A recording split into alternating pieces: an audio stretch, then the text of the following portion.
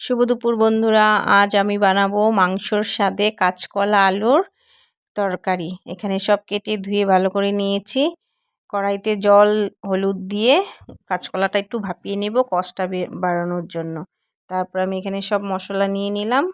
আর একটু পেস্ট করার পরে আবার একটু জিরে ধনে দিয়ে আর একটু ভালো করে পেস্ট করে নেব। কড়াইতে তেল দিয়ে আলু দিয়ে নুন হলুদ দিয়ে ভালো করে একটু ভেজে নেব। একটু ভাজা হওয়ার পরে দিয়ে ভাপিয়ে রাখা কাঁচকলাগুলো দিয়ে দেব।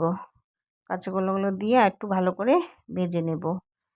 কাঁচকলার নিরামিষ খেয়েছি, আজকে ভাবলাম এরকম মাংসর মতন বানাই, তার জন্য এরকম করে বানিয়েছি।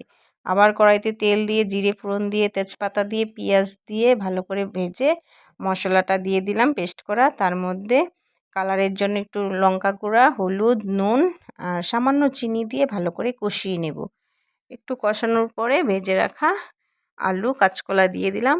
তার মধ্যে আবার মশলা ধোয়া একটু জল দিয়ে দিলাম, দিয়ে আবার ভালো করে কষিয়ে গরম জল দিয়ে দিব।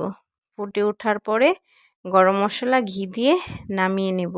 এরকম করে বানিয়ে খেয়ে দেখবে, ভালো লাগে।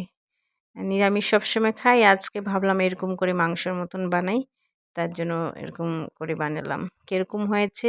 বাই বাই বন্ধুরা, ভালো থেকো সবাই।